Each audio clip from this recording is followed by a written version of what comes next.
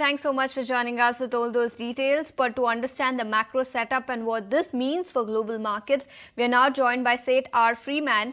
Sir, thank you so much for taking your time out and joining us here on ET Now.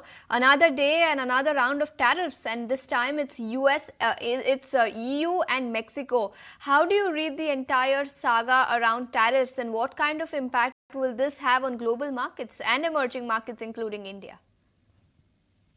Well, it must be very tough for both Mexico and Europe because in many ways they've been trying to be responsive to Trump's threats. And I just view it as completely negative. We do, in particular, so much trade with Mexico. Quite a few American cars are actually assembled in Mexico. And it's just completely disruptive. And at the same token, Trump was asked, I think on Thursday or Friday, about the August 1st date, and he says it's flexible. So it makes it very hard for businesses to plan and for the Fed to read how this contributes to its policies.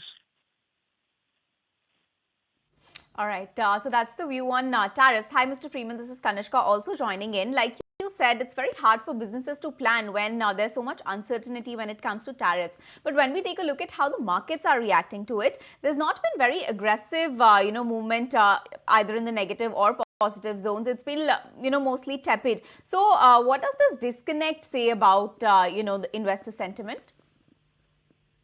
Yeah, I was looking, and the futures are just down a bit.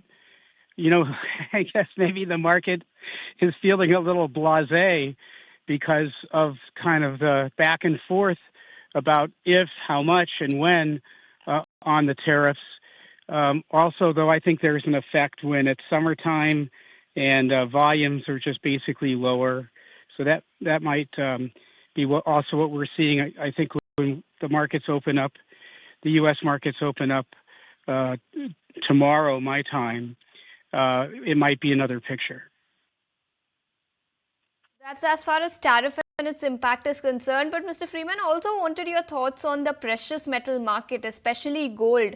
That one has run up nearly 25% on a year-to-date basis because of geopolitical concerns and, of course, concerns around tariff as well.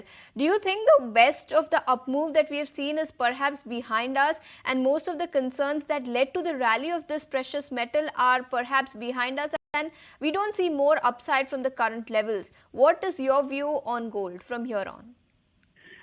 Well, I think gold, isn't really reacting to tariffs. It was reacting to pretty severe geopolitical things going on beginning a month ago. And for that reason, maybe gold will settle down a bit. But it's still not over in the Middle East, for example. And so that's where gold may have some more room to go up. Okay, so that's the view as far as commodities are concerned. But Mr. Freeman, let's also talk about earnings. This week is going to be a very earnings-heavy week. This is the week when U.S. earnings start to come in. So what are your expectations? Any particular sector where you think earnings are going to be better than the others? What's going to be better? Well, I think actually compared to other industries, healthcare companies, even with the reduction in Medicaid reimbursements from the Trump policies, I still think healthcare is going to be a strong sector, and I think we're going to see some real upside in the travel and hospitality area.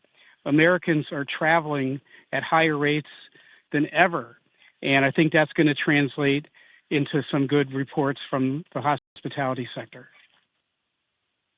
That's as far as earnings season is concerned, and we have a whole host of companies in the United States that will be reporting its numbers, including the likes of Citibank and JP Morgan. But Mr. Freeman, coming to you again on the dollar index front, it continues to trade at the lowest level that we have seen since 2022. Where do you see the dollar index moving, and what kind of impact will that have on global currencies then? It's possible after people really begin to understand the impact of the big, beautiful bill, that they'll be increasingly concerned about deficits here in the U.S., and that would be negative for the dollar. But I think we're just going to have to see how that plays out. It's still a little early to see what the total reaction is to that, but I don't see any drivers for the dollar to have some significant rise. And it does look like emerging markets may be a modest beneficiary of this. All right, so emerging markets may be modest beneficiaries. Thank you so much, Mr. Freeman, for that view.